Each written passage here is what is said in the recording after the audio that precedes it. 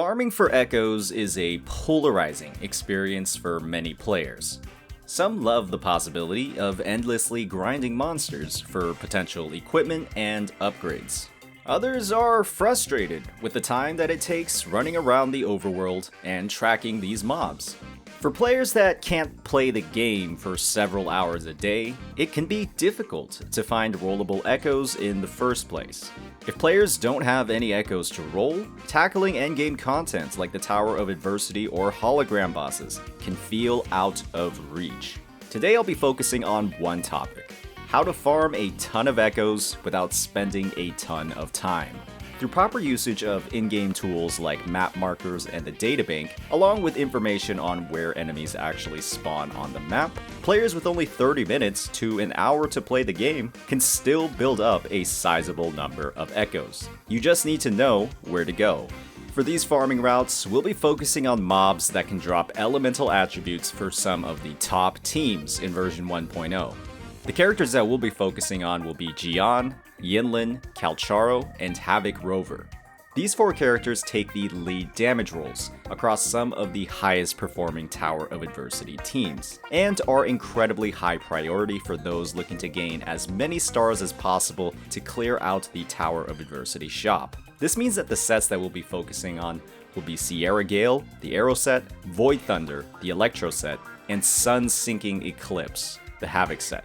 Our goal is to highlight the areas of the map that contain mobs dropping at least one of these Sonata sets, and farming routes with the highest enemy density. Farming for multiple Sonata sets at once increases our efficiency dramatically, and using the databank to track only one monster at a time is horribly inefficient if you're trying to get as many echoes as possible.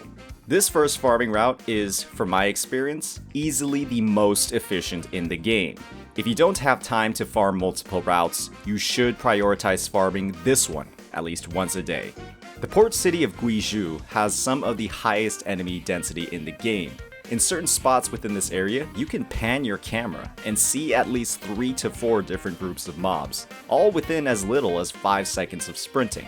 Within this area, players will find mobs like the Fusion Warrior, Havoc Warrior, Electro Predator, Aero Predator, Glacial Predator, Chase Razor, Tambourinist, and Flautist. As you can see from the Sonata drop tables, the port city of Guizhou supports all 3 of the top meta teams, with access to both 1 and 3 cost echoes across all of the previously mentioned sets. Through the usage of an interactive map, players can easily find where these spawns are, and place general markers for the enemy locations on their world map. I recommend starting on either the northern or southern part of the area and farm every single enemy across this semicircle. Almost every single enemy in this area will be accompanied by 2 or more, making characters specializing in AoE like Jian very proficient in quickly clearing these mobs. By minimizing time spent in loading screens from teleports, especially those with weaker hardware, the port city allows players to spend most of their time fighting enemies, which leads to an impressive number of kills and subsequently more echoes for your characters. If you feel like you've missed a group of mobs in this area, you can simply leverage your databank tool to select any of the enemies in the area and guide you to that next group. And once your marker leaves your intended farming route, you know it's time to move on. Our next location is in the Desert Highlands. By planning a route on the path towards the Thundering Mephis, and then following a circle around its arena, players will have access to many of the enemies seen in the port city, along with some additional rose shrooms and rocksteady guardians. The enemies here spawn in large numbers, but have a bit more distance between the groups compared to the port city of Guizhou. In these situations, having a support character with Ghost Rider equipped at the main slot, or a high mobility character like Alto, can speed up your travel time. Players willing to farm a route outside of this circle can also venture a bit further for some additional Chase Razor and Tambourinist spawns on the corner of the Highlands map. Beyond that corner of the Highlands is our final general farming area, the Norfall Barrens. This area has very similar mobs found in the Port City and Desert Highlands, while also adding many young Geohide Saurians, Havoc Prisms, and Traffic Illuminators, supporting the 3 aforementioned sets while also adding some fusion drops as well. When planning a route, players should prioritize the area around the southernmost waypoint, but ignore the island to the right of it. After clearing all of the southern mobs, you then teleport to the middle waypoint, clearing all the mobs around that area, and then move upward to clear the entire northern island, and then the entire eastern island.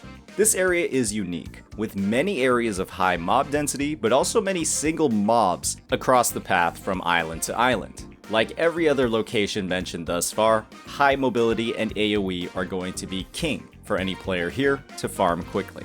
With the addition of mobs like the Havoc Prism and young Geohide Saurian to the Northwall Barrens, this is potentially the best area to farm Electro Echoes, with 5 unique 1-costs in the area all dropping the Electric Sonata set, as well as many Flautis spawns for the 3-cost. While the 3 areas we've covered provide a massive number of enemies and a varied table of drops, there are unfortunately some cons to this area based off of what your needs are. If you're looking for only the Arrow or the Havoc Sonata set, farming through these routes can feel inefficient. In these cases, you'll want a more specific farming route. Luckily, I have those too. For those looking for Havoc equipment, the Forbidden Forest is easily the best location for Havoc 1-costs, with over 20 spawns of Tic Tacs available along with a few Tambourinists and Flautists. All a player has to do is follow the literal roads on the map to encounter these enemies. Much like the Port City, these enemies also spawn in large groups, which makes any character with AoE damage the most efficient characters here. My Gion took less than 4 minutes to completely clear this area. You spend less than 10 seconds sprinting to the next group of mobs, and you can even break the petrified humans along the path for shell credits, random crafting materials, and equipment fodder, despite how morbid it might seem. If you're a player looking to optimize your Havoc Echoes, 1-costs specifically, this is easily one of the most efficient farming routes you can do to build up that inventory of rollable echoes. For the Arrow set, notable locations include the Winding Aches' Mire due to the large number of Cyan Cranes, Chase Razors, Boars, Kerpuffs, and Roshrooms, all supporting the Arrow set. This area unfortunately has quite a large amount of distance between the mobs and varying elevations. However, once you're past this area and begin moving towards the Boars, the density of these mobs increases significantly. You'll want a lot of out-of-combat mobility here. Hopefully, this overview was helpful in highlighting some of the most efficient and time-saving farming routes in the game. I'm personally looking forward to spending less time playing this game. Not because I don't enjoy it, but because there are simply better and faster ways to do things. This means I can spend more time on the aspects of the game I enjoy more, like getting one-shot by hologram bosses. With version 1.1 and its store of new characters releasing soon, I'll be looking to share more farming routes for different elements that prioritize gearing these new characters. The Echo Grind, if you spend a lot of time on it, can be a huge reason for burnout. Work smarter, not harder. Peace out.